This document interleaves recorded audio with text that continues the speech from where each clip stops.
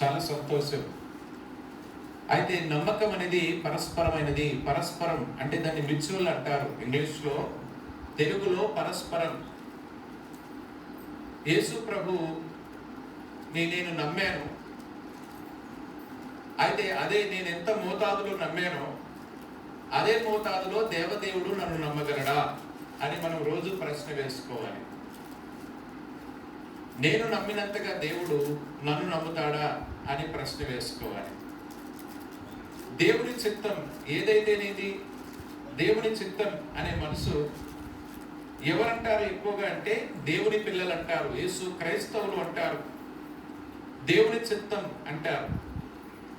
భూమి మీద దేవుని చిత్తం ఏంటి దేవుని ప్రజల విషయమై అని అంటే ఆయన ఒకే ఒకటి అంటాడు. బుధవారం బైబిల్ స్టడీలో కూడా చెప్పాను నేను. మన ఘటమును కాపాడుకున్నటే దేవుని చిత్తం. మన ఘటము అనగా దేవుడు మనకి ఇచ్చిన పాత్రలు ఉన్నాయి.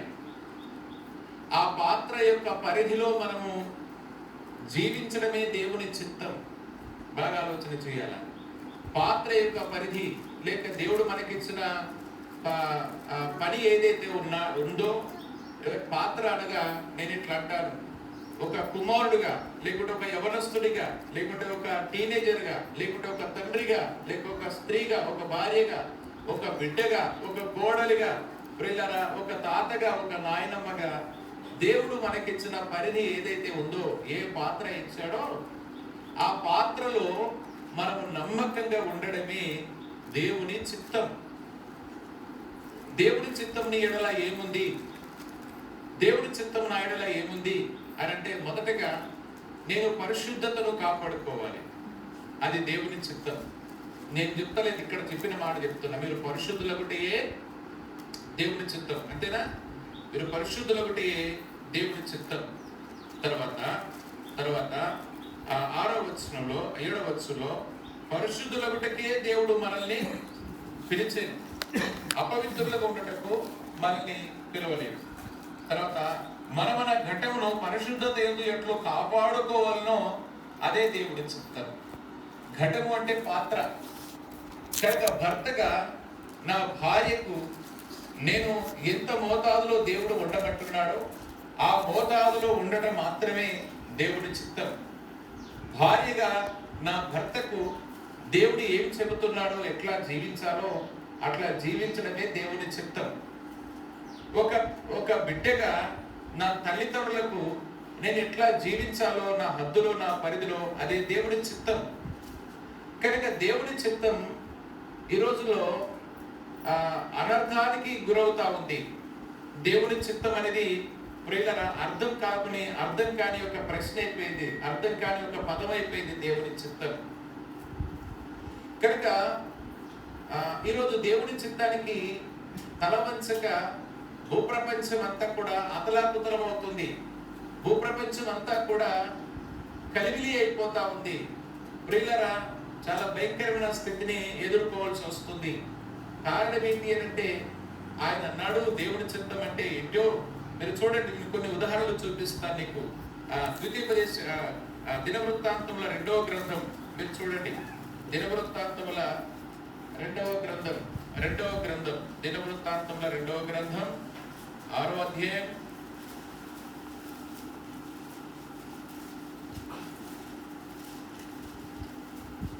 7వ అధ్యాయము. దినవృత్తాంతముల 2వ గ్రంథం 7వ అధ్యాయం దేవుని చిత్తాన్ని గురించి మనము జ్ఞాపకం చేసుకుంటున్నాం. చూడండి 7వ అధ్యాయం. మీరు వాక్యం తీయాల. చూడండి 12 నుండి. అప్పుడు యెహోవా రాత్రి యందు సొలొమోనునకు ప్రత్యక్షమై ఇలాగూ సెలవిచ్చెను, నేను నీ విన్నపమును అంగీకరించి ఈ స్థలమును నాకు బలులు అర్పించు మందిరముగా కోరుకుంటుని, వాన కురియకుండా నేను ఆకాశమును మోసినప్పుడే గాని, దేశమును నాశనము చేయుటకు మిడతలకు సెలవిచ్చినప్పుడే గాని, నా జనుల మీదకి తెగులు రప్పించినప్పుడే గాని, నా పేరు పెట్టబడిన నా జనులు తమ్మును తాము తగ్గించుకొని ప్రార్థన చేసి నన్ను వెతికి తమ చెడు మార్గములను విడిచిన యెడల ఆకాశం నుండి నేను వారి ప్రార్థనను విని వారి పాపమును క్షమించి వారి దేశమును స్వస్థపరచుదును అని దేవదేవుడు మాట్లాడుతున్నాడు.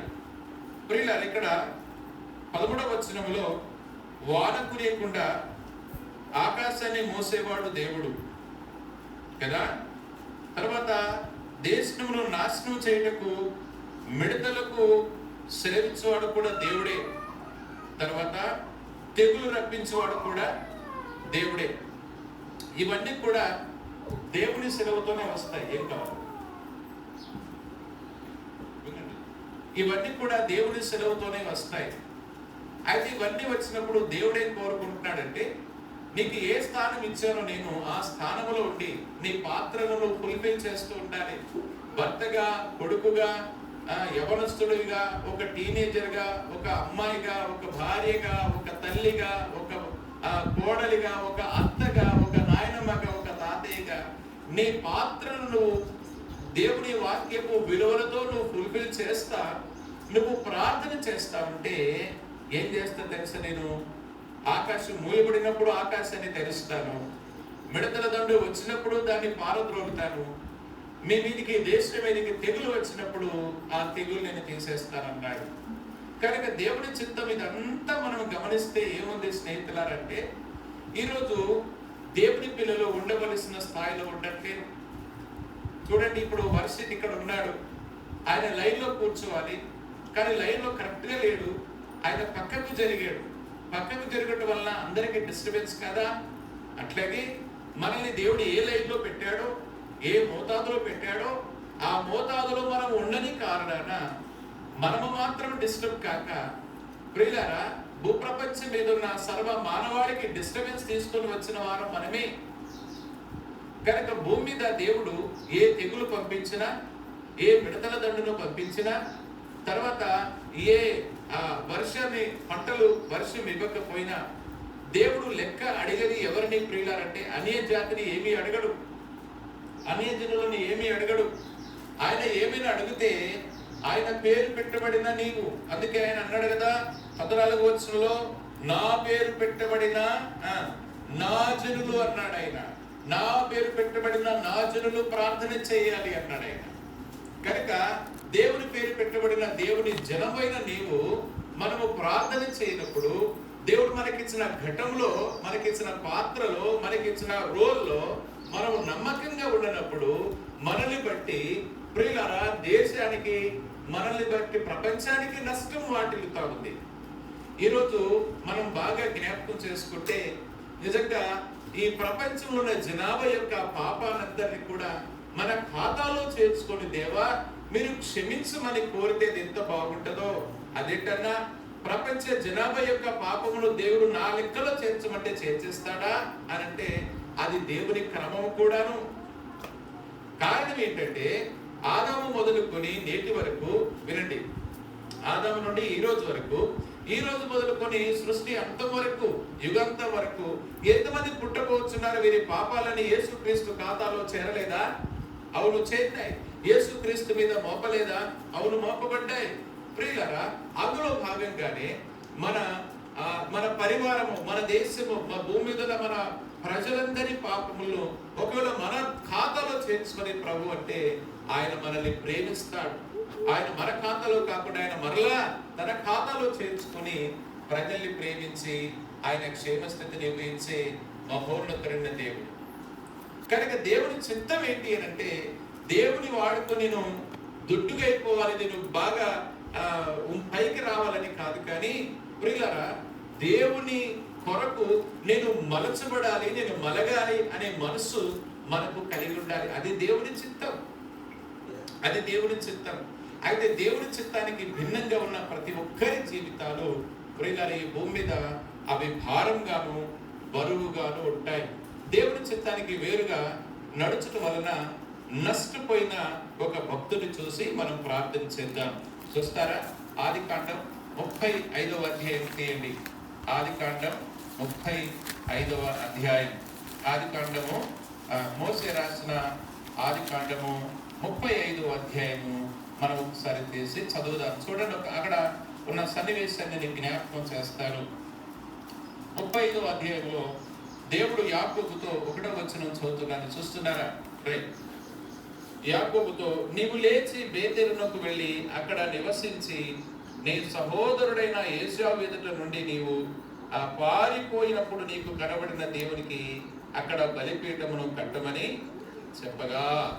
వినండి, నువ్వు అక్కడ బలిపీఠమును కట్టమని ఎవరికి చెబుతున్నాడు అంటే దేవదేవుడు యాకోబుకు చెబుతున్నాడు. మీరు నా వైపే చూడాలి చాలా జాగ్రత్తగా. యాకోబు చరిత్ర చాలా మందికి తెలుసు, కొందరికి తెలియకపోవచ్చు. యాకోబు ఏశావు ఇద్దరు అన్నదమ్ములు. యాకోబు చిన్నవాడు, ఏశావు పెద్దవాడు.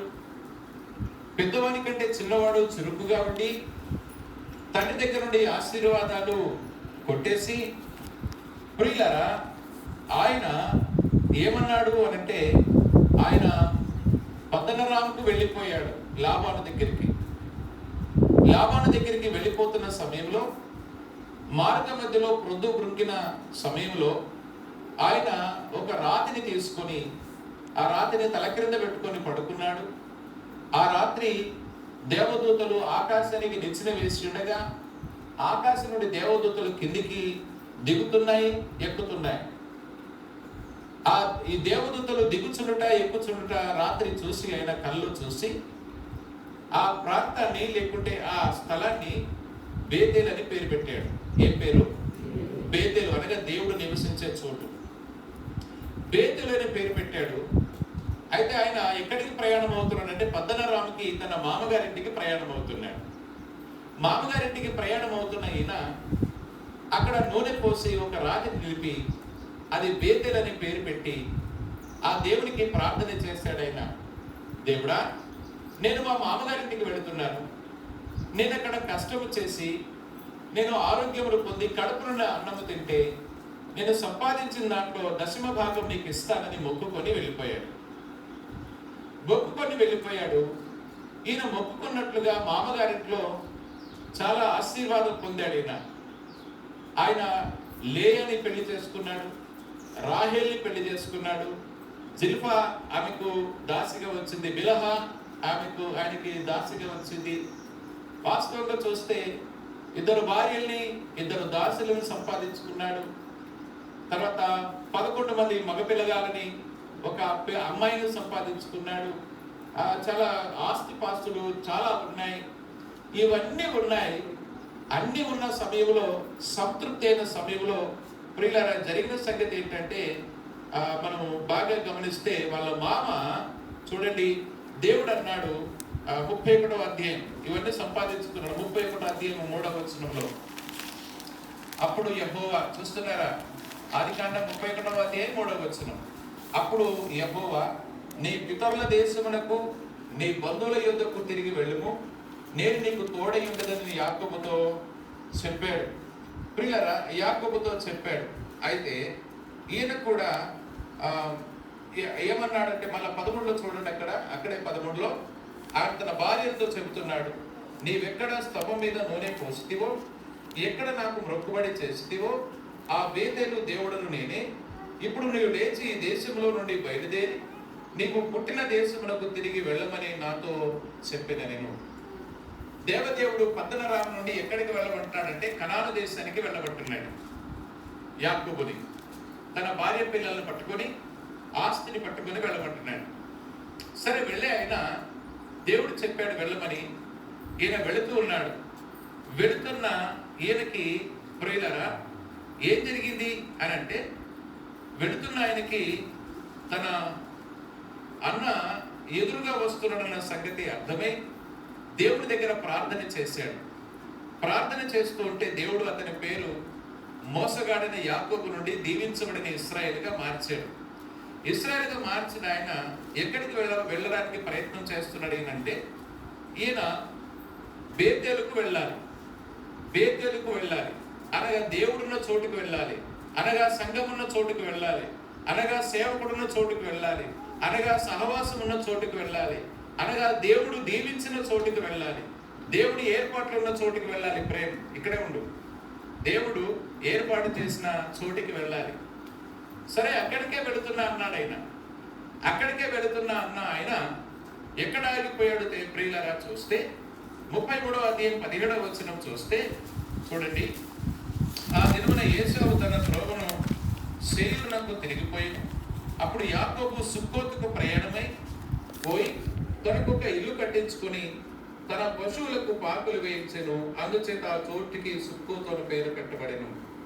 ఈయన సుక్కోతులో ఉండిపోయాడు.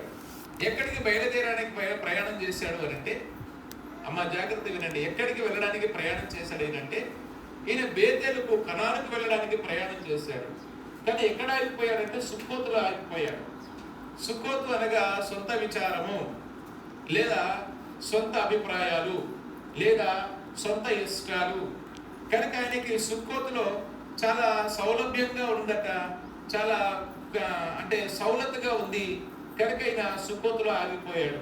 చాలాసార్లు అప్పుడప్పుడు మనం కూడా దేవుని దగ్గర ఎన్నో దేవునికి ఎన్నో మాటలు ఇస్తాం, ఎన్నో వాగ్దానాలు ఇస్తాం, ఎన్నో తీర్మానాలు చేసుకుంటాం. కానీ ఆ తీర్మానాల దారికి మనం వెళ్ళేప్పుడు ఏమవుతుందో తెలుసా? మన ఐహిక విచారాలు మనల్ని ఆపుతూ ఉంటాయి. మన శరీర సహకరించక అక్కడ ఆగిపోతూ ఉంటాం. మన కుటుంబ పరిస్థితులు సహకరించక అక్కడ ఆగిపోతూ ఉంటాం. మన ఇష్టాలు మన మీద దాడి చేస్తూ ఉంటాయి. ప్రియులారా, మన సౌలతులన్నీ మన మీద దాడి చేస్తూ ఉంటాయి. మన స్వార్థం మన మీద ఎక్కువగా పనిచేస్తూ ఉంటుంది. మనకే లేని అక్కడికి ఎందుకు అన్నట్టుగా ఉంటుంది. ఈ రకంగా యాకోబు సుక్కోతులో ఆగిపోయాడు. అయితే యాకోబు వెళ్ళవలసింది ఎక్కడికంటే కనాను దేశానికి వెళ్ళాలి. కానీ దేవుని చిత్తం ఏంటంటే ఈయన తను తాను కాపాడుకోవాలి. దేవుని చిత్తం ఏంటంటే ఈయన తన కుటుంబాన్ని కాపాడుకోవాలి. దేవుని చిత్తం ఏంటంటే ఈయన బేతేలుకు వెళ్ళాలి, తను తాను కాపాడుకోవాలి, తన కుటుంబాన్ని కాపాడుకోవాలి, బేతేలుకు వెళ్ళాలి కనానికి. అక్కడ దేవునికి మహిమ తేవాలి ఆయన. అందుకే ఆయన ఇశ్రాయేలుగా మార్చేశాడు. దేవుడు ఆశీర్వదించేశాడు, ఏమి కావాలో అది ఇచ్చేశాడు.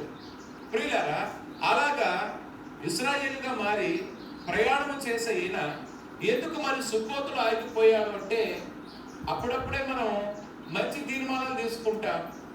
ఎందుకు మరి ఆ తీర్మానాల విషయంలో వెంటనే మనకు పరీక్ష వస్తుంది తెలుసా? ఇట్లుండకూడదు, రేపు ప్రొద్దున తప్పకుండా 4 గంటలకే లేవాలి, తప్పకుండా నేను 5 గంటలకు తప్పకుండా లేవాలి, నేను ప్రార్థన చేసుకోవాలి. నువ్వు ఎప్పుడు దృఢ నిశ్చయం చేసుకుంటావు ఆ టైంలోనే నీకు నిద్ర మబ్బు ఎక్కువగా ఉంటుంది. ఒక 5 నిమిషాలే ఆగమంటాం లేపే వాళ్ళని, ఒక 2 నిమిషాలే ఆగుమని అంటాం మనం. నేను లేస్తే నువ్వు పో అని అంటాం మనం. ప్రియులారా, ఎప్పుడు మనం తీర్మానం తీసుకుంటామో ఆ తీర్మానం మీద దాడి ఎక్కువ జరుగుతుంది.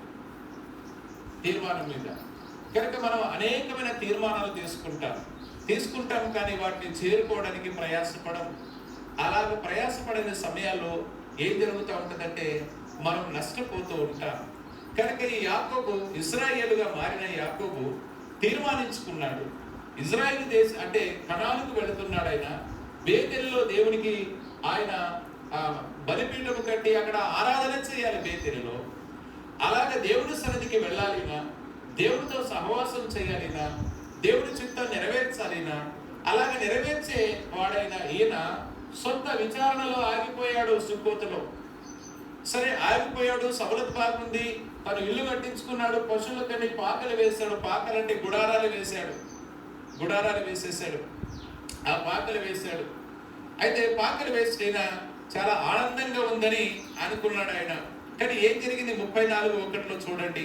లేయా యాకోబునకు కనిన కుమార్తె అయిన దీనా ఆ దేశపు కుమార్తెలను చూడ వెళ్ళెను.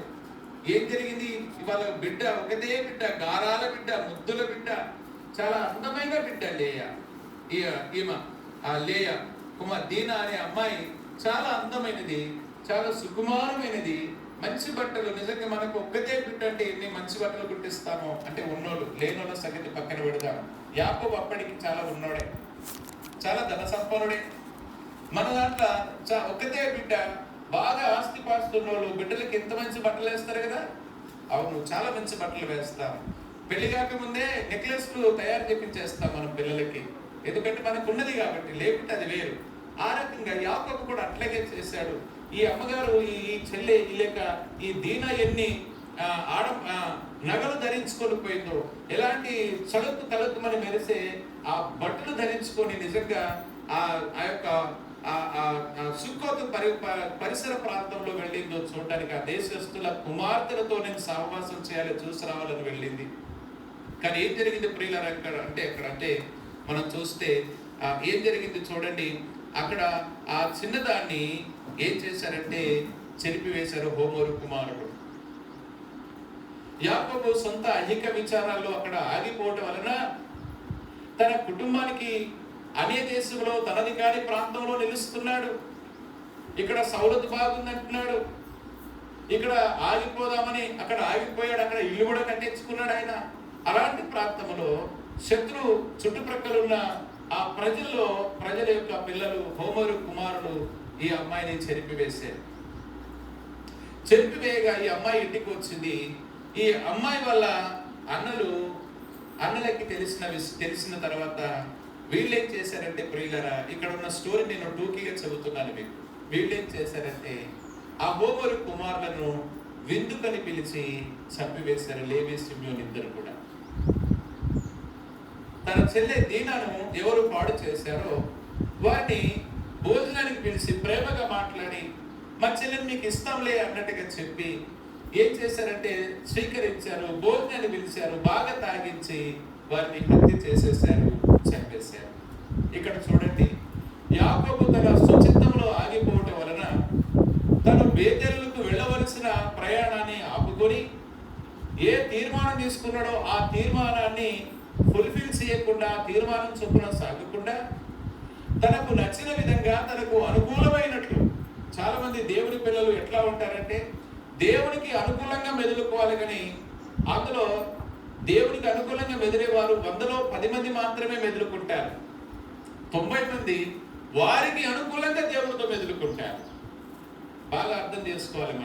ఇక్కడ మనమందరం కూడా దేవునికి అనుకూలంగా దేవుని పిల్లలు మెదులుకోవాలి. అది దేవుని చిత్తం. అయితే తనకు అనుకూలంగా దేవునితో మెదిలేవారు ప్రియులరా, వారు దేవుని చిత్తాన్ని పాటిస్తున్నవారు కాదు. వారికి అనుకూలమైనట్టు సమయంలో ప్రార్థన చేస్తారు.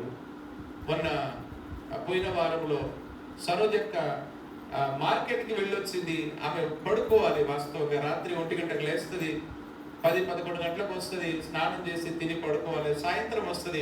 ఎప్పటికైనా సాయంత్రము మందిరం ముడిచి ప్రార్థన చేసుకోవడానికి వస్తుంది. కానీ సరోజక్క ఆ రోజు 11:30కే వచ్చి మందిరం ముడుస్తూ ఉంది. ఏమమ్మా పడుకోలేదా అంటే, బిడ్డ పడుకుందామని ఇట్లా పడుకున్నాను, నిద్ర పట్టలేదు, కానీ నువ్వు లే, దేవుని మందిరానికి వెళ్ళు, ప్రార్థన చేయి అని దేవుడు అన్నాడు. బిడ్డ ఇక నాకు ఉండబుద్ధిగానే వచ్చేసిన బిడ్డ అని అంటుంది. నువ్వు చెప్పినవు కదా బిడ్డ, దేవుడు చెప్పినప్పుడు మనం తప్పకుండా వెళ్ళి ప్రార్థన చేయాలని అని అనగానే నిజమే తల్లి ఎంత గొప్ప మాటలు పట్టుకుంటుంది అన్నట్టుగా అనిపించింది నాకు. దేవుడి చిత్తం ఏంటంటే దేవునికి అనుకూలంగా ఆ తల్లి అనుకోవచ్చు, ప్రభు రాత్రి 1 గంటకు లేచాను, ముసలిదానను, వృద్ధాప్యానికి వచ్చాను, కీళ్ళవాతం ఉంది, నాకు చాలా బలహీనురాల్ని, ప్రభు ఇప్పుడే 10 గంటలకు వచ్చాను కదా, స్నానం చేసి ఇప్పుడే బుక్కెడు తిన్నా, నిద్ర వస్తుంది ప్రభు, పడుకుంటా ప్రభు, దయతో నన్ను క్షమించు ప్రభు అనుకొని అనొచ్చు. కానీ నువ్వులే అని దేవుడు చెప్పగానే లేచి వచ్చి మందిరం ఊడిచి ప్రార్థన చేస్తా ఉంది. కనుక మనం బాగా అర్థం చేసుకోవాలా, దేవునికి అనుకూలమైన సమయంలో మనం ప్రార్థన కాదు, మనం ప్రార్థన చేయాలి. కానీ దేవుని అనుకూల సమయంలో మనం ఉండాలి. కానీ మనకు అనుకూలంగా దేవుని వాడుకోవడం ప్రియులరా, అది దేవుని చిత్తము కానే కాదు. ఈయన ఇశ్రాయేలే అయినా కానీ బేతేలుకు వెళ్ళవలసిన వాడు సుక్కోతులో ఆగిపోయాడు. స్నేహితులారా, దేవుడు నీ హృదయంలో అనేకమైన ఆలోచనలు ఇస్తావంటే నీ ఐహిక విచారాలను ఆగిపోతుంటూ చూసావా, అది నీ నష్టానికే దారితీస్తుంది, అది మన కష్టానికే దారితీస్తుంది. ఈయన బేతేలుకు వెళ్ళవలసిన వాడు మధ్యలో ఆగిపోయాడు కనుక ఒకటే బిడ్డ చెరపబడింది, 2 కొడుకులు హంతకులు అయిపోయారు. తర్వాత ఇంకేమైంది తెలుసా, వాళ్ళది కాని ప్రాంతంలో నివసిస్తా ఉంటే ఇప్పుడు ఏం చేయాలో యాకోబుకు తోచట్లేదు. ఏమైందో చూసారా 30 వచనంలో, 34:30 చూస్తారా, 34:30. అప్పుడు యాకోబు సిమ్యోనును లేవిని చూసి, మీరు నన్ను బాధ పెట్టి ఈ దేశ నివాసులైన కనానీయులలోనూ పెరిజ్జీయులలోనూ అసహ్యునిగా చేస్తేని, నా జనసంఖ్య కొంచెమే, వారు నా మీదికి గుంపుగా వచ్చి నన్ను చంపేదరు, నేను నా ఇంటి వారు నాశనమవుతామని చెప్పాను. అందుకు వారు వేసి ఎడల జరిగినట్లు మా సహోదరుడుగా ప్రవర్తించవచ్చునా అనేది. కనుక యాకోబు ఎంత భయపడుతున్నాడో చూసారా? యాకోబు భయానికి కారణం ఏంటి ప్రియులారంటే, దేవుడు ఉండొద్దు, నువ్వు ఉండకూడదు, నువ్వు ఇక్కడ ఆగొద్దు అని అంటే, దేవుడు ఉండొద్దు అన్న చోట ఆయన ఉన్నాడు. అందుకే ఆయనకి భయం ఆవరించి. నీ బతుకులు ఎప్పుడు భయం తెలుసా? పాపము చేయవారు బహు భయంగా చాలా భయపడుతూ ఉంటారట. అపాయంలో ఉంటారు పాపం చేసేవారు. కనుక మనము ఎక్కువగా భయపడుతున్నామంటే అర్థం ఏంటంటే, దేనితోనైనా, కరోనాతోనైనా, ఆర్థిక ఇబ్బందులతోనైనా, భార్యతోనైనా, భర్తతోనైనా, పిల్లలతోనైనా భవిష్యత్తును గురించి ఎక్కువ చింతిస్తున్నామంటే మనము దేవుడు ఉండమన్న చోట లేము, దేవుడి చిత్తానికి అనుకూలంగా మనం లేము. అందుకే భయం మనల్ని ఆవరిస్తా ఉంది. యాకోబు భయపడుతున్నాడు. మనలో ఉన్నవాడు లోకంలో ఉన్నవాని కంటే గొప్పవాడు కదా, ఆయన రుచి ఎరగడా?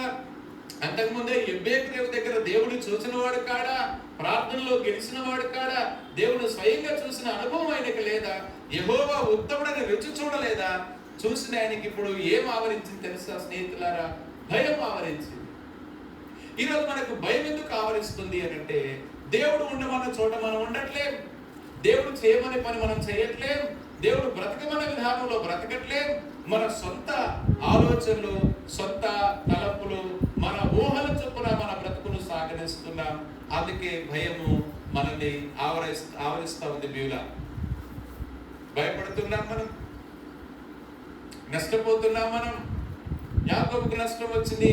ఒకటే బిడ్డ ఎంత గారభంగా పెంచాడో, ఎంత రంగరంగ వైభవంగా పెళ్లి చేయాలనుకున్నాడో, కానీ చంపివేయబడింది. నేను దీవించబడ్డాను, ఇశ్రాయేల్ నేను దేవుని నమ్ముకున్న నేను హల్లెలూయా అన్నట్టుగా బ్రతికినైనా ఇద్దరు కొడుకులు దుర్మార్గులైపోయారు, హంతకులైపోయారు. ఇదేంటి కర్మ, అయ్యో అయ్యో అయ్యో అన్నట్టుగా ఆయన ప్రియులరా చుట్టూ ఉన్న ఆ కణానీయులు పెరుజీలతో ఈయన గడగడ వణికిపోతున్నాడు శత్రు సైన్యంతో. కారణం ఏంటి తెలుసా? ఈయన యేసు ప్రభువుని నమ్ముకున్నాడు. ప్రియులరా మంచి తీర్మానాలే తీసుకున్నాడు మనలాగా, కానీ మనోడు ఆగిపోయాడు. దేవుని దయ వల్ల ఎంత భయంకరమైన కరోనైనా మీరు ఆగలేదు. అది దేవునికి మహిమ కలుగును గాక. మీరు ఆగరు. ఎలాంటి తీర్మానాలైనా దేవుని కొరకు సచ్చినా పర్వాలేదు కానీ తీర్మానాలు నిలబెట్టుకుంటారు. మీరందరూ మంచి వాళ్ళని ప్రభువునందు నేను నమ్ముతున్నాను. కానీ యాకోబు అలాగ చేయలేదు, ఆగిపోయాడు. అయితే ఆగిపోయి నష్టమై చాలా భయపడుతున్నాడు. అయితే భయపడుతున్న వేళ 35 అధ్యాయంలో ఏమంటున్నాడు దేవుడు యాకోబుతో, నీవు లేచి బేతేలుకు వెళ్ళమని, అక్కడ నివసించి నీ సహోదరుడైన ఏశావు ఎదుట నుండి నువ్వు పారిపోయినప్పుడు నీ కనబడిన దేవునికి అక్కడ బలిపీఠము కట్టుమని చెప్పగా అని మాట్లాడుతున్నాడు. ఈ దేవుడు మాట్లాడిన సమయంలో యాకోబు ఎట్లా ఉన్నాడు? అప్పుడు పరిస్థితి అనేది ఎట్లున్నాడు? చాలా భయపడుతున్నాడు, వణికిపోతున్నాడు, బాధపడుతున్నాడు, కృంగిపోతున్నాడు.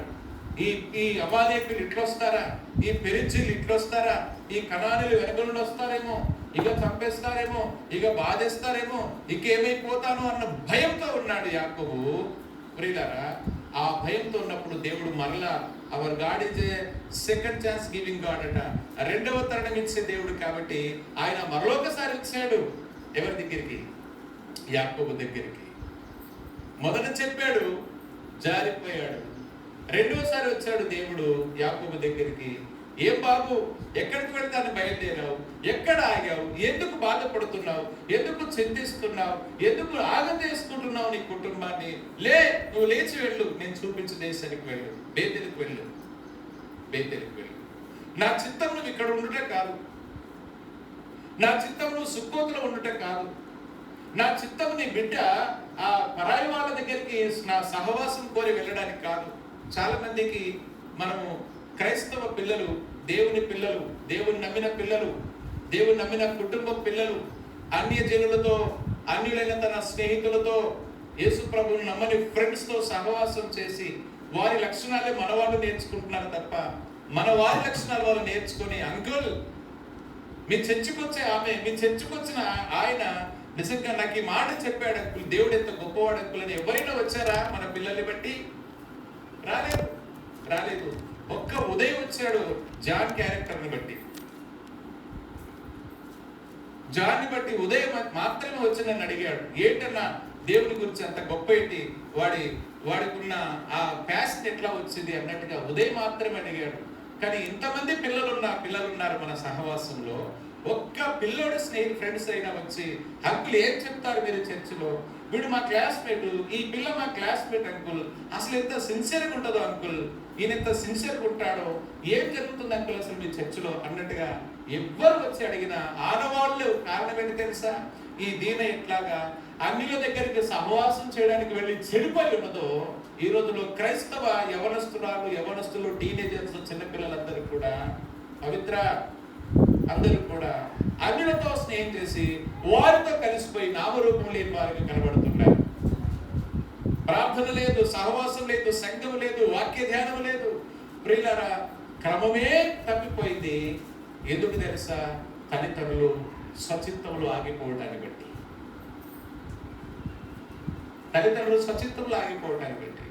అందుకే దీన చెరిపివేయబడింది.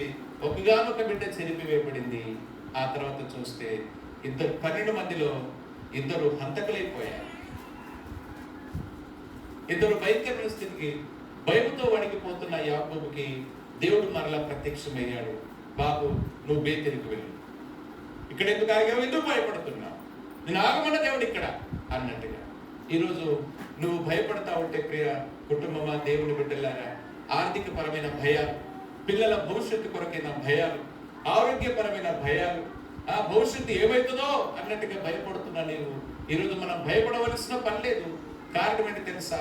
నీ ముందు దేవుడు ఏ పని పెట్టాడో ఆ పాత్రలో నువ్వు నమ్మకంగా ఉండి నీ ఘటాన్ని కాపాడుకుంటూ దేవుడి చిత్తాన్ని జరిగిస్తూ ముందుకు సాగితే నీకు ఎంతో ఘనత, నీకు నాకు ఎంతో ఘనత. కనుకనే యాకోబు దగ్గరికి దేవుడు వచ్చాడు, అడిగాడు, అక్కడ బలిపీఠం కట్టమని అడిగాడు. 3వ వచనం చూస్తారా? యాకోబు తన ఇంటి వారితోనూ, చూస్తారా 35వ అధ్యాయం చూస్తున్నారా? వాక్యం చూడండి. 35వ అధ్యాయం 3వ వచనంలో, యాకోబు తన ఇంటి వారితోనూ తన యొద్ద ఉన్నవారందరితోనూ మీ యొద్దనున్న అన్య దేవతలను పారవేసి మిమ్మల్ని మీరు శుచిపరచుకొని, ఏమోనేది వీళ్ళ దగ్గర చెప్పండి అందరూ. ఇది క్రైస్తవ కుటుంబం, ఇది దేవుని నమ్మిన బిడ్డలు, ఇజ్రాయేలుగా మారిన బిడ్డలు, బాప్తిస్మం పొందిన బిడ్డలు. కానీ వీరింట్లో ఏమున్నాయంటే చెప్పండి? అన్య దేవతలు ఉన్నాయి, విగ్రహాలు ఉన్నాయి. ఉన్నాయా నిజంగా? అవును, ఉన్నాయి. కనుక మీ చూడండి, అన్య దేవతలను పారవేసి మిమ్మల్ని మీరు శుచిపరచుకుని మీ వస్త్రములను మార్చుకోండి. మనము లేచి బేతులకు వెళదము. నా శ్రమ దినమున నాకు ఉత్తరం ఇచ్చి నేను వెళ్ళిన మార్గమున నాకు తోడై ఉండి నా దేవునికి బలిపీఠమును అక్కడ కట్టెదరని చెప్పెను. వారు తమ ఎదురున్న అన్య దేవతలన్నింటినీ తమ చెవులున్న పోగులను యాకోబునకు అప్పగింపగా. వినండి, ఇంటి వారు యాకోబుతో పాటు ఉన్నారు, కానీ ఇంట్లో ఏమున్నాయి తెలుసా? అన్య దేవతలు ఉన్నాయి. ఇక్కడ చెవులకున్న పోగులను చెప్పబడింది కదా, వాస్తవంగా దాని తర్జుమ ఏంటి తెలుసా? బంగారము వజ్రాలు కావు చెవులకున్న పోగులు అంటే. మనము అన్యులంగా ఉన్నప్పుడు రీసెంట్గా నేను ప్రేమ్ బాగా రాత్రిపూట భయపడుతున్నాడట.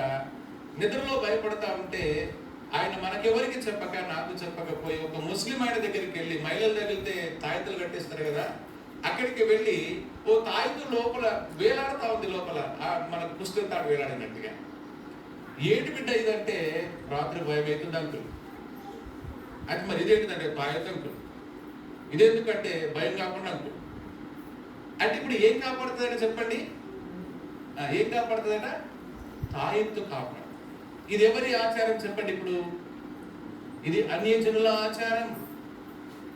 కొందరు క్రైస్తవ పిల్లలు వాళ్ళ చట్టి పిల్లలకి ఇక్కడొక బొట్టు, ఇక్కడొక బొట్టు, ఇక్కడొక బొట్టు, ఇక్కడొక బొట్టు, అరచేతిలో బొట్టు, ఈ అరచేతిలో బొట్టు, అరకాలకి బొట్టు, తర్వాత నల్ల పట్టీలు కదా, పట్టగొలుసులు నల్లే, అనగా నల్ల దారం కడతారు కాళ్ళకి. ఇది ఎక్కడే ఆచారం అంటే ఇది అన్యజనుల ఆచారం. ఎందుకమ్మా ఇన్ని బొట్లు పెట్టావంటే, నేను పెట్టలేదు అన్నయ్య, మా అమ్మ పెట్టిందంట. అంటే అటు నుండి ఇటు నుండి అటు ట్రాన్స్ఫర్ అవుతా ఉంటాయి మాటలు, అంటే షిఫ్ట్ అవుతా ఉంటాయి. ఎందుకు ఈ నల్లదారం కట్టావంటే నేను కట్టలేదన్న, ఇక్కడికి రాగానే మా అమ్మ కట్టేసింది, మా నాయనమ్మ కట్టేసింది అట్లా. ఇవన్నీ ఎక్కడి స్నేహితులాగంటే వాస్తవంగా యాకోబు ఇంట్లో ఉన్న వారందరిలో ఈ తాయెత్తులు ఉన్నాయి, తర్వాత విగ్రహాలు ఉన్నాయి. చూస్తారా విగ్రహాలు? చూడండి, విగ్రహాల విషయంలో 31వ అధ్యాయం 19వ వచనంలో చూడండి. 31:19లో ఏముంది చూడండి. లాబాను తన గొర్రెల బొచ్చు కత్తిరించుటకు వెళ్ళిండగా రాహేలు తన తండ్రి ఇంటనున్న గృహదేవతలు ఏం చేసింది? తన భార్య ఏం చేసింది? అందరేనండి ఏమన్నది? దొంగిలించింది. భర్త ఏమో విశ్వాసి, భార్య ఏమో పిశాసి. ఏం చేసింది? ఇగో ఈయన యేసు ప్రభువు నమ్మినంటాడు, ఈయన ఏదేదేదో అంటా ఉంటాడు, ఈయన ఎక్కడికి తీసుకెళ్తాడో ఏమైతాడో ఏమో, ఈయన ఒకవేళ పుట్టుకోమంటే మా అవ్వగారి నుండి దొంగిలించిన ఈ దేవతను పట్టుకుని అవో నువ్వే నన్ను కాపాడమని మొక్కుకుంటా అన్నట్టుగా భద్రంగా తెచ్చుకుంటుంది. ఎవరు? రాహేలమ్మ. మన సంఘంలో సహవాసుల్లో కూడా కొందరు సహోదరులు ఇట్లే ఉంటారు. ఏమో ఆమె ఎప్పుడు నన్ను వదిలిపెట్టే తెలియదు, నా జాగ్రత్తలు నేను ఉండాలి. ఆయన ఎప్పుడు నన్ను వదిలిపెట్టే తెలియదు, నా జాగ్రత్తలు నేను ఉండాలి. ఇవన్నీ కూడా విగ్రహాలే. పూర్తిగా దేవుడి మీద ఆధారపడము, పూర్తిగా భార్యను ప్రేమించము, పూర్తిగా భర్తకు లోబడము. ప్రియులరా, గట్టిగా ఏవేవో ఆలోచనలు పెట్టుకుంటూ సాగుతూ ఉంటారే, ఇవన్నీ కూడా విగ్రహాలు. కనుక రాహేలుకి నిజంగా తన భర్త ఇజ్రాయెల్గా మారిన సంగతి చెప్పకపోయి ఉంటాడా? తన దేవుని గురించి చెప్పకపోయి ఉంటాడా? తన తోడ గూడు వస్తుంది, పుట్టుకుంటూ వస్తా ఉన్నాడు. అరే ఏమంటే ఏం జరిగింది అంటే, దేవుడిని కలుసుకున్నాను పిల్ల, దేవుడు నాకు సాయం చేస్తా అన్నాడంటే, అవునా అండి, అయితే నీ దేవుడికి విరోధంగా నా దగ్గర ఉంది కదా ఈ విగ్రహం, ఇదేందుకండి అని చెప్పేసి పారవేయవలసిందే. ఏం చేసింది తెలుసా? లోపలే దాచుకుంది. మళ్ళీ ఏమో తెలుసా? ప్రేమించిన భార్య. ఈయన ప్రేమించాడు, ఈమె కొరకు 14 సంవత్సరాలు చేశాడు చాకరీ. 14 సంవత్సరాలు మామగారిలో చాకరీ చేసి సంపాదించుకుంటే ఈ భార్య భర్తకు విరోధంగా ఏం చేసింది తెలుసా? ఒక విగ్రహాన్ని లోపల పెట్టుకుంది. ఈ రోజుల్లో చాలా మంది పనికి మాల విగ్రహాలు లోపల పెట్టుకుంటారు. భర్తకు విరోధంగా, భార్యకు విరోధంగా, తల్లిదండ్రులకు విరోధంగా. నాకు సెల్ ఫోన్ అంటేనే బాగా ఇష్టం, ఇస్తేనే అన్నం తింటా, లేకపోతే లేదు, మళ్ళీ వాళ్ళు రానేలేదు చర్చకి. అవును ప్రియులారా, సెల్ ఫోన్ ఇస్తేనే అన్నం తింటా, అదొక విగ్రహం. ఈ రకమైనవి క్రైస్తవ కుటుంబాన్ని పట్టి పీడిస్తా ఉన్నాయి. కనుక ఆమె దొంగిలించిన ఆమె దగ్గరికి ఎవరు వచ్చారు తెలుసా? 30:30లో చూడండి. 30:30లో చూడండి. నీ తండ్రి ఇంటి మీద బహు వాంఛగల వాడిపోయి వెళ్ళగోరినలా వెళ్ళము, నా దేవతలను నీవేలా దేవతలనేలా దొంగిలితివనగా. ఇప్పుడు లాబాను వచ్చాడు యాకోబు దగ్గరికి తరుముకుంటూ. ఏమయ్యా బాబు, పోతే నీ భార్యను తీసుకున్నావు, నీ ఆస్తిపాస్తులు తీసుకున్నావు, పారిపోతున్నావు. సరే పారిపోయేటోడు పారిపో, నా దేవతలు ఎందుకు దొంగిలించవే నువ్వు అని అడుగుతున్నాడు అల్లుడితో. ఎవరు చెప్పండి? ఎవరు? లాబాను అడుగుతున్నాడు. ఎవరితో? యాకోబుతో. ఇప్పుడు దొంగిలించింది ఎవరు చెప్పండి? రాహేలు దొంగిలించింది. వాళ్ళ మామ అడిగేది ఎవరు చెప్పండి? పడు చిన్నది ఎవరు చెప్పండి? అబ్బా. దేవుడు లెక్క అడిగింది ఎవరు చెప్పండి? తన భార్య దొంగతనం చేసినాడు ఆయనకి తెలుసా? తెలియదు. కానీ కనిపెట్టుకొని చూసి పసిగట్టి దేవుని దగ్గర ప్రార్థన చేసి తన కుటుంబాన్ని శుద్ధి చేసుకోవాల్సిన బాధ్యత ఈ ఇజ్రాయెల్గా మారిన యాకోబుకు ఉండదా? లేదండి. అందుకే ఈ రోజుల్లో భర్తలు వారి డ్యూటీ చేయట్లేరు, భార్యలు వారి డ్యూటీ చేయట్లేరు, తల్లిదండ్రులు వారి డ్యూటీ చేయట్లేరు, పిల్లలు వారి డ్యూటీ చేయట్లేరు. అంత ఫెయిల్ తుకడా సంసారం అంతా. అరే నా భార్య మనసులో ఏముంది? దేవునికి అనుకూలంగా ఉందా, దేవునికి ప్రతికూలంగా ఉందని ఆలోచించే భర్త లేడు. అయ్యో నా భర్త మనసులో ఏముంది, దేవునికి అనుకూలమా ప్రతికూలమా ఆలోచించే భార్య లేదు. అయ్యో మా పిల్లలు వయసును బట్టి ఏమైపోతున్నారు, సరే మేము కన్నాం కానీ వాళ్ళ మనసులో వాళ్ళ రాతని కనలేదు కదా, మరి ఏ వయసులో వాళ్ళ మనసు ఎట్లా ఉంటుంది, వాళ్ళు ఏమైపోతున్నారు అని కనిపెట్టే తల్లిదండ్రులు ఈ రోజులు కరువైపోయారు.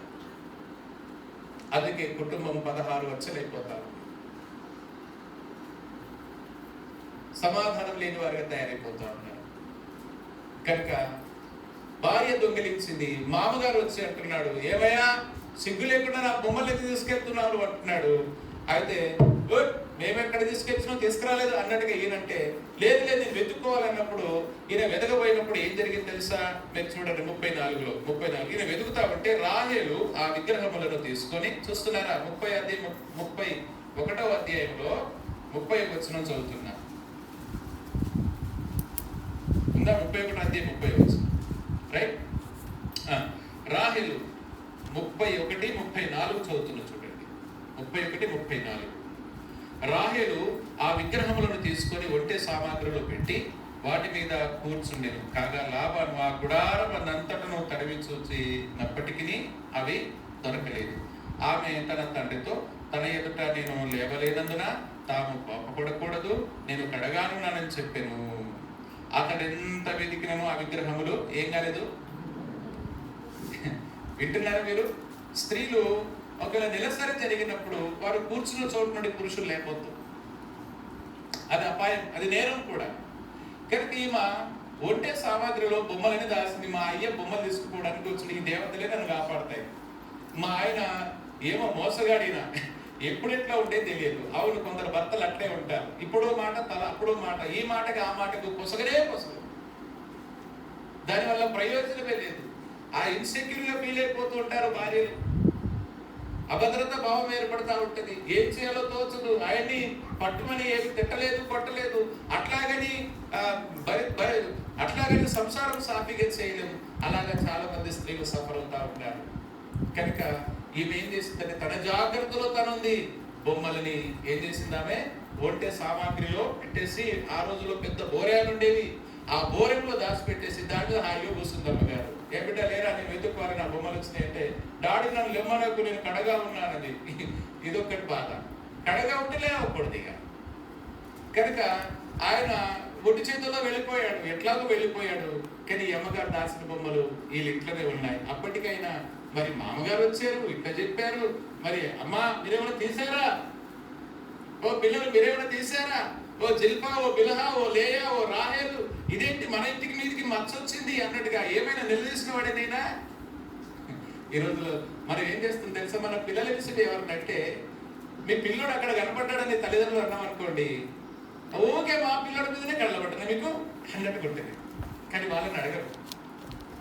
అట్లా అనేది కోతిరపురంలో వచ్చే చంద్రయ్య, ఈశ్వరమ్మ, మీ కొడుకు కొంచెం ట్రాక్ తప్పిపోతున్నాడమ్మా, కొంచెం ఆలోచించండి అమ్మా అని అనుకుంటే, ఎందుకని మా కొడుకును ఊకే ఎవరు నువ్వు, వాడు మంచోడే అని చెప్పేసి అన్నది. ఆ మంచోడు కాస్త వాళ్ళ పానగండానికి తయారైంది. కనుక పిల్లల్ని నిలదీసే తల్లిదండ్రులు లేరు, భార్య నిలదీసే భర్త లేడు, భర్తను శుభ్రం చేసే నిలదీసి దేవుడి కొరకు ప్రతిష్ఠించే భార్యలు లేరు. కుటుంబాలని కల్లులమైపోతున్నాయి. దేవుని చిత్తం జరగట్లేదు. బాగా ఆలోచించండి, బాగా ఆలోచించండి. కనుకనే ఆమె లోపల పెట్టుకుంది. ఆ లోపల పెట్టుకున్న కారణాన జరిగిన సంగతి ఏంటంటే, ఈయన సొంత విచారంలోకి వెళ్ళిపోయి సుక్కోతులో పాకలు వేసుకున్నాడు. బిడ్డ చెరుపబడింది, కొడుకులు హంతకులు అయిపోయారు. పరిస్థితి అంతా అతలాకుతలం అయిపోయింది. సహోదరి జాగ్రత్తగా నడిపి, కుటుంబంలో జరగరాని ఏదైనా జరుగుతుంది, ఉండకూడదు ఏదైనా ఉంది, జరగరాని నష్టం జరుగుతుంది, మానసిక బాధ, సంక్షోభంలో ఉన్నావు, భార్య భర్తల మధ్యలో సమాధానం లేదు, పిల్లలు మాట వినట్లేదు, ఎంత చేసినా ఇంట్లో దరిద్రం తాండవం ఆడుతుంది అనుకో, బరకత్ లేనితనం ఉందనుకోండి, దాచబడిన విగ్రహాలు ఏమో వాటిని తీసి బయట పెట్టండి. ఆ మూఢనమ్మకాలని తీసి బయట పెట్టండి. కొందరు క్రైస్తవులు కూడా దేవుని పిల్లలు, రామచిలుకవాడు వస్తా ఉంటే చేయి చూస్తాం, జ్యోతిష్యం చెప్తాం, జరిగింది చెప్తాం, జరుగుతుంది చెప్తాం, జరగబోయేది చెప్తామని వస్తే ఓయ్ అని చూస్తారు. అందరూ నమ్మకంలో అన్నట్టు చూస్తారు. ఎవరు లేకపోతే అని పిలుచుకొని ఏం చేస్తారు తెలుసా? చక్కగా ఆయన అడిగిన 50 రూపాయలు 100 రూపాయలు ఇచ్చేస్తారు. చెప్పు నా చెయ్యి. ఎవరు కాదు క్రైస్తవులు, ఇది నెరుగుదురు అట్లాంటి వాళ్ళు.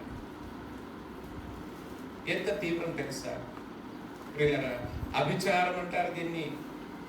అభిచారం అంటే మన మూఢనమ్మకాలను నమ్మే వాటిని అభిచారం అంటారు. కనుక చాలా మంది క్రైస్తవులు నల్లదారం కట్టుకోవడం, బుగ్గకు చుక్కలు పెట్టుకోవడం, చిన్నపిల్లలకి ఇంకేదో తాయెత్తులు కట్టుకోవడం, ఇదంతా కూడా దేవుని చిత్తానికి వేరుగా వారి స్వచిత్తంలో బ్రతకడానికి చేస్తున్న ప్రయత్నాలు మనం ఎంత చేసినప్పుడు ఏమైతే తెలుసా, మనం కిందికే పోతాం తప్ప పైకి రాము, మనం లోపలికే పోతాం తప్ప పైకైతే రాము. ఏమైనా ప్రయత్నాలు చేస్తే ఏమైందంటే ఈయన బతుకులో బిడ్డనే చనిపోగా ఎంత భయంకరమైన సాక్ష్యం చూడండి. ఒకటే బిడ్డ, ఇంకొకటి లేదు, గాఢంగా పెళ్లి చేస్తామంటే. కనుక ఈ ఉదయం వేళ మనల్ని మనం జాగ్రత్తగా ఆలోచించుకోవాలి. అయితే ప్రభు అంటున్నాడు, ఎందుకు భయపడుతున్నావు? నువ్వు లే, నేను చూపించు చోటికి వెళ్ళు,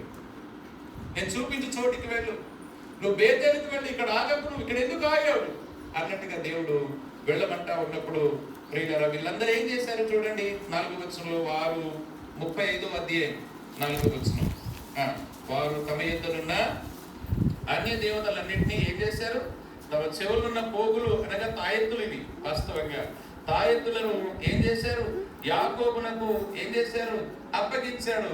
మరి ఇంతకాలం ఇవి ఎక్కడ పెట్టారు? అసలు నాకెందుకు కనబడలేదు, అందుకేనా మనం ఇంత అన్నట్టుగా యాకోబు చర్య తీసుకున్నవాడు కాడు. అందుకే బాగా ఇంటికి వెళ్ళి ఆలోచించండి. భర్త గుండెలో ఎన్ని తాయెత్తులు ఉన్నాయో, భార్య గుండెలో ఎన్ని తాయెత్తులు ఉన్నాయో, ఎన్ని విగ్రహాలు ఉన్నాయో, పిల్లల హృదయాల్లో ఎన్ని విగ్రహాలు ఉన్నాయో బాగా ఆలోచించండి. సడన్ గా మీ పిల్లల చేతిలో ఫోన్ ఒక 2 రోజులు మాయం చేసేయండి, వాళ్ళు ఎట్లా తడబడిపోతారో అవే విగ్రహాలు అయిపోతుంటాయి. ఆలోచించండి ఒకసారి. రొటీన్ లైఫ్ మానండి, జాగ్రత్త పడండి. ప్రియులారా ఏం జరుగుతుందంటే ఇక్కడ వారు అప్పగించేస్తారు. ఎవరికి? యాకోబుకి ఇచ్చేస్తారు. ఇప్పుడు యాకోబు కంట్రోల్ కిందికి వచ్చింది కుటుంబం అంతా కూడా. ఇప్పటి వరకు యాకోబు కంట్రోల్ కింద లేదు, కానీ ఎవరి ఇష్టం వాళ్ళది. నాకు ఇది ఇష్టం, నీకు అది ఇష్టం, నీకు అది ఇష్టం, ఎవరి ఇష్టం వాళ్ళది. కుటుంబం ఎట్లా బయటకు వస్తే చెప్పండి. నాకు కోడిగుడ్ల కూర, నువ్వు 4 గుడ్లు తెచ్చుకో వండుకోపోరా అన్నట్టుగా. నాకేమో చేపలు ఇష్టం, నువ్వు చేపలు తెచ్చుకో, నాకేమో చికెన్ తెచ్చుకో, నువ్వు చికెన్ తెచ్చుకో. ఉన్న ఇంట్లో 4 3 కూరలు అయినాయి అనుకోండి, ఆ ఇంటి పైకి వస్తుంది చెప్పండి మీరు. ఆ ఇంట్లో ఆర్థిక పరిస్థితులు ఎట్లా ఉంటాయి? ఆ ఇంట్లో ఆశీర్వాదం ఉన్నదో లేదో అందరం కలిసి గట్టిగా గంజి తాగుదామనే ఆలోచనలో క్రైస్తవ కుటుంబాలు ఉన్నాయి ఈ రోజుల్లో. ఎవరి ఇష్టానుసారంగా వాళ్ళు.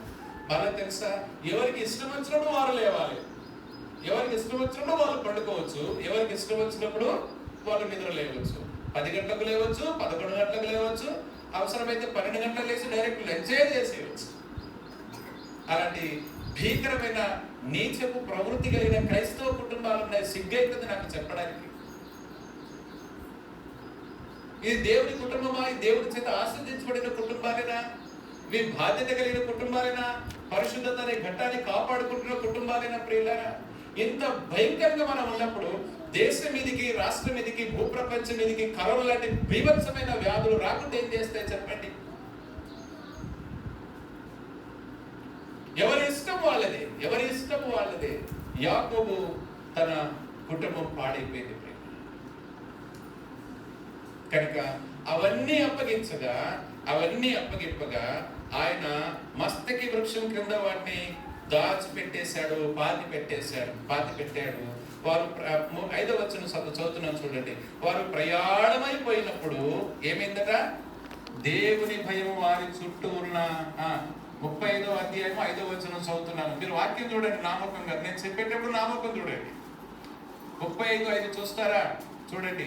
వారు ప్రయాణమై, ఇప్పుడు అవన్నీ విగ్రహాలు, తాయెత్తులు, అవన్నీ భ్రమలు, ఆ మూఢ విశ్వాసాలు అవన్నీ పాతి పెట్టేసి వాళ్ళు ప్రభు మార్గంలో సాగిపోతూ ఉండగా వారు ప్రయాణమైపోయినప్పుడు దేవుని భయం వారి చుట్టూన్న పట్టణముల మీద నుండెను. గనుక వారు యాకోబు కుమారులను తరమలేదు. యాకోబును అతనితో ఉన్న జనులందరూ కానానులో లూజుకొనగా బేతేలునకు వచ్చిరి. మీరు చూడండి, ఇక్కడ 34వ అధ్యాయంలో 30వ వచనంలో ప్రియులారా 34:30లో ఏం జరిగిందంటే యాకోబు భయపడుతున్నాడు. 34:30లో యాకోబు భయపడుతున్నాడు. కానీ 35:5లో యాకోబు కుటుంబాన్ని బట్టి చుట్టూ ఉన్న ప్రజలు భయపడుతున్నారు. హల్లెలూయా. కారణం ఏంటి తెలుసా? లోపల ఉన్న విగ్రహాలు పోయినాయి, తాయెత్తులు పోయినాయి, భ్రమలు పోయినాయి, మూఢ విశ్వాసాలు పోయినాయి. అందరూ ఒక దాటి కిందికి వచ్చారు, అందరూ ఒక అభిప్రాయం కిందికి వచ్చారు, ఒక విశ్వాసం కిందికి వచ్చారు. ప్రియులారా, అందరూ ఒకే లెవెల్లోకి, ఒకే అధికారం క్రిందికి రావాలి. మన ప్రవర్తన అంతటి ఎదు మన దేవుని అధికారం క్రింద మనం ఉండాలి. కనుక యాకోబు కుటుంబం అంతా కూడా ఒక అభిప్రాయం కిందికి రాగా వాళ్ళు సాగిపోతా ఉంటే చుట్టూ ఉన్న కనానీలు, హిబ్బీలు, పెరిజీలు, యోగీసులు వీళ్ళందరికీ కూడా వామో అన్నట్టుగా భయం వేసింది. కనుక దేవుడు నీతో ఉంటే నీ చుట్టూ ఉన్న ప్రజలు నీతో భయపడతారు. దేవుడు నీతో లేకపోతే ఏమైపోతారన్న భయం మనకుంటుంది. కనుక తన ఘటములు కాపాడుకొనుట, జాగ్రత్త వినండి, తన ఘటములు కాపాడుకుంటే దేవుని చిత్తం. కనుక మనం దేవుని చిత్తానికి లోబడి ఉండడం నేర్చుకోవాలి. యాకోబు పేరు ఇశ్రాయేలుగా మారింది కానీ బతుకు మారిందంటారా? మారలేదు. స్నేహితులారా, నువ్వు బాప్తిజం పొంది ఉండొచ్చు, నీ పేరు జాన్ కావచ్చు, మార్క్ కావచ్చు, లూకా కావచ్చు, శామ్యూయల్ కావచ్చు, ఇంకేదైనా కావచ్చు, నీ పేరు మారింది కానీ బతుకు మారలేదు. బతుకు మారినప్పుడు మన ఇంట్లో దరిద్రము, తర్వాత ప్రియుల నష్టాలు తాండవమాడుతూ ఉంటాయి. కనుక మన బ్రతుకును మార్చుకుందాం, మన లోపల మన జీవితాన్ని మార్చుకుందాం.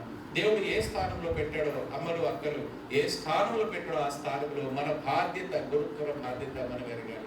బైబిల్ స్టడీకి వచ్చిన వారికి ఇది ఇంకా అడిషనల్ గా అర్థమవుతా ఉంటుంది, రాని వారికి అంతగా ఏం అర్థం కాదు. కనుకనే మనం బాగా ఆలోచన చేద్దాం. మనం పరిశుద్ధులకు దేవుని చిత్తం, మన ఘటాన్ని కాపాడుకున్నటే దేవుని చిత్తం. కనుక దేవుని చిత్తానికి పెద్ద పీటగా ఎవరు ఉండాలంటే మనమే ఉండాలి. యాకోబు దేవుని నమ్మిన వాడే, ఇజ్రాయేల్గా మారిన వాడే, కానీ సొంత చిత్తంలో అనేకమైన నష్టాన్ని కోరి కొనుక్కొని తెచ్చాడు. మనం అట్లా తేకుండా జాగ్రత్త పడదాం, మన జీవితాన్ని బలపరుచుకుందాం. ఆర్థికపరమైన నష్టాల, ఆరోగ్యపరమైన అనవసరమైన భయాల, ప్రియుల అనవసరమైన కార్యాలు మన ఇంట్లో జరుగుతూ ఉంటే, భరించలేని స్థితిలో మనం ఉంటే, పిల్లలు మాట వినకపోతే, భార్య మాట వినకపోతే, భర్త నిజంగా సరిగ్గా కుటుంబంలో లేకపోతే, వీటన్నింటినీ సరిచేయగల సామర్థ్యం కలిగిన వాడు దేవుడొక్కడే. ఆ దేవుని ఎదుట మనము మోకరించి మన గుండెలో దాచబడిన విగ్రహారాధనైన ధనాపేక్షను కూడా చంపివేయాలి. ఇక్కడ లేయా విగ్రహాన్ని దాచుకుంది కదా. ఈ రోజుల్లో చాలా మంది సహోదరులు విగ్రహాల్లో డబ్బులను దాచుకుంటారు. డబ్బు కూడా విగ్రహమే. హృదయాల్లో డబ్బులు దాచుకుంటారు. ధనమును గురించిన పిచ్చి కలిగి ఉండడం కూడా విగ్రహమే, డబ్బులు గురించి. కనుక అది తీసేయాలి మనం. చాలా మంది సహోదరులు డబ్బు పిచ్చి, ఎప్పుడు డబ్బు డబ్బు డబ్బు డబ్బు, అది కూడా అదొక విగ్రహమే. కనుక డబ్బును ప్రక్కన పెట్టి దేవుని వైపు తిరుగుతా ఉంటే ప్రియులను దేవుడు తప్పకుండా మన జీవితాన్ని కడతాడు, బాగు చేస్తాడు. ఈ మధ్యాహ్న వేళ మనల్ని మనం ప్రభు దగ్గర పరీక్షించుకుందామా? దేవుని వాక్యానికి అనుకూలమైన జీవితాన్ని జీవించడానికి దేవుని దగ్గర మన జీవితాన్ని ప్రక్షాళన చేసుకుందాం. ఈరోజు అనేకమైన బాధల చేత, వేదనల చేత, నష్టాల చేత, కష్టాల చేత కుమిలి బలహీనపడి, వ్యాధి బలహీనపడి బలహీనపడుతున్న నీవు నేను, ఆర్థికపరమైన, ఆత్మపరమైన, ఆరోగ్యపరమైన నష్టాలు ఉన్నాయి. భార్య భర్తల మధ్యలో సమ్మతి లేక, పిల్లలు తల్లిదండ్రుల మధ్యలో సహకారం లేక సతమతమవుతున్న కుటుంబాలు మనవి. ప్రియుల కారణం ఏంటంటే లేని విగ్రహాలు, తాయెత్తులు, అన్య ఆచారాలు మన కుటుంబాల మీద, మన జీవితాల మీద దాడి చేస్తున్నాయి, తాండవమాడుతున్నాయి. వీటన్నిటి నుండి విడుదల పొందడానికి దేవదేవుడు మనకి సహాయం చేయడానికి సిద్ధంగా ఉన్నాడు. ఆయన వైపు చేతులు ఎత్తుదాం. ప్రభు నిజమే యాకోబు ఇశ్రాయేలుగా మారాడు, కానీ పేరు మారింది కానీ బతుకు మారలేదు. నాది కూడా ప్రభా, నేను పేరు మార్చుకున్నాను, క్రైస్తవునని, నేను దేవుని బిడ్డనని తృప్తి పడుతున్నాను, కానీ నా బ్రతుకులో మార్పు లేదు. ప్రభా, నన్ను క్షమించమని దేవదేవునికి వేడుకుంటావా? ప్రార్థన చేస్తావా? నీ జీవితంలో ఉన్న ఓటములని నువ్వు అంగీకరిస్తావా? ప్రభా, నా గుండెలో ఈ డబ్బు పిచ్చి అనే విగ్రహారాధన నాకున్నది, మూఢనమ్మకాలు నాకున్నాయి, తాయెత్తులు నాకున్నాయి, నైనా నీకు ఆయాసకరమైన సంగతులు ఎన్నో ఉన్నాయి. క్షమించు ప్రభు అని ప్రభువుని అడుగు. దేవుడు తప్పకుండా నీకు సహాయం చేయడానికి సిద్ధంగా ఉన్నాడు. దేవుడు ఏది ఆలస్యం చేస్తున్నాడు నీ జీవితంలో ప్రియులరా, అది ఆయన ఒక ఉద్దేశంతోనే ఆలస్యం చేస్తూ ఉన్నాడు. నీ పిల్లల విషయమా, నీ భార్య విషయమా, నీ భర్త విషయమా, నీ ఆర్థిక విషయాల విషయమా, నీ యొక్క ప్రోగ్రెస్ ఎక్కడో ఆగిపోయింది అని అంటున్నావంటే కారణం ఏంటంటే ప్రభు నిన్ను రిపేర్ చేస్తా ఉన్నాడు. ప్రభు నిన్ను ఆగమంటున్నాడు. ప్రభు ఆగమంటున్నాడు. అయితే నువ్వు ఉండకూడని చోట ఉన్నావేమో, దేవుని కొరకు సాగవలసినంత సాగక వడరాని చోట ఉండి ఆగమైపోతున్నామేమో ఆలోచన చేయి, తలలు వంచు, దేవుని దగ్గర ప్రార్థన చేయి. ప్రభువా క్షమించు ప్రభువా, క్షమించు ప్రభువా అని నువ్వు దేవునితో మాట్లాడు. దేవుడు నీతో ఇంతవరకు మాట్లాడి ఉండగా ప్రియ సహోదరి సహోదరుడా, నువ్వు నోరు విప్పి దేవునితో మాట్లాడు. నిజమే ప్రభువా, నిజమే. యాకోబు ఇంట్లో అఘాయిత్యానికి కారణం యాకోబు ఇంట్లో ఉన్న విగ్రహాలు, యాకోబు ఇంట్లో ఉన్న మూఢనమ్మకాలు, మూఢాచారాలు. అవి యాకోబుకు తెలియదు. యాకోబు ఒక సరైన భర్తగా, సరైన తండ్రిగా, సరైన యజమానుడిగా ప్రవర్తించలేదు. నేను కూడా ప్రవర్తించలేకపోయాను, క్షమించు ప్రభువా అని ప్రభు దగ్గర వేడుకో. ప్రభు సహాయం చేస్తాడు. అవును ప్రభువా, లేయలాగా, రాహేలులాగా నేను కూడా అనేకమైన విగ్రహాల్ని దాచుకున్నాను ప్రభు నా గుండెలో. ఆ విగ్రహాలే ధనాపేక్ష, ఆ విగ్రహాలే బంగారం మీద, వజ్రాల మీద ఆశ, ఆ విగ్రహాలే భూ సంబంధమైన కోరికలు. ఇవన్నీ నాలో ఉన్నాయి. దయతో నన్ను క్షమించు ప్రభు అని ప్రభువును ప్రార్థింపడు. ఈరోజు నీ పిల్లలు ఉండవలసిన స్థాయిలో లేరు అంటే, పిల్లలు లేరు అంటే తప్పు పిల్లలది కాదు, అది తల్లిదండ్రులమైన మనదే. కనుక మనం ఉండవలసిన స్థాయిలో ఉంటే పిల్లలు తప్పకుండా ఆ స్థాయిలోనే ఉంటారు. కనుక దేవుని కంటే పిల్లల్ని, దేవుని కంటే పనిని, దేవుని కంటే పైసలు ఎక్కువగా ప్రేమిస్తారు. మనం డిజార్డర్లోకి వెళ్ళిపోతే నిజంగా మన కుటుంబాల్లో అఘాయిత్యాలే జరుగుతాయి. ఐహిక విచారాలు వద్దు.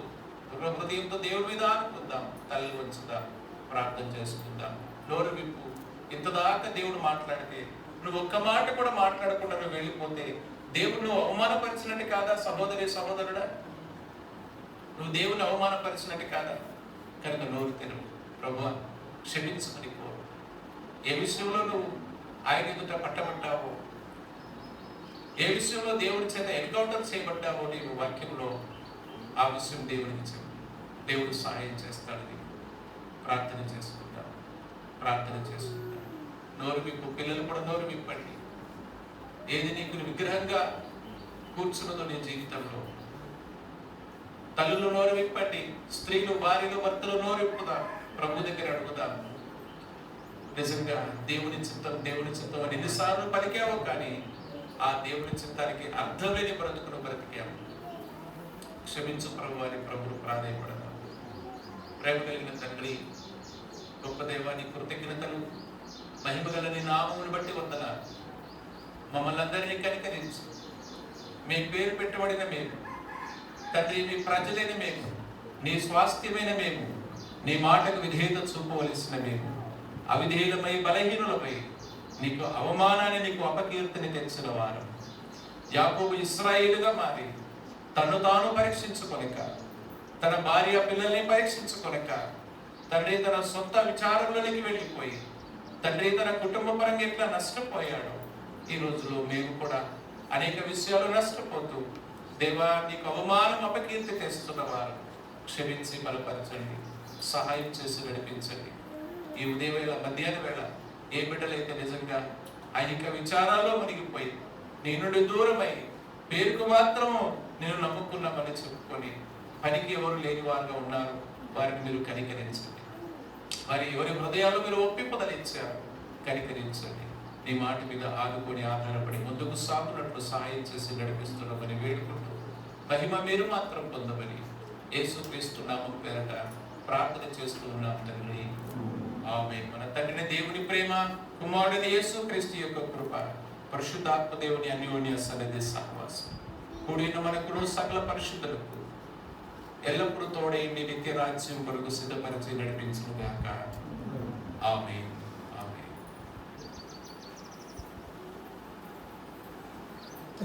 మంచిది. అందరికీ వందనాలు. స్నేహితులు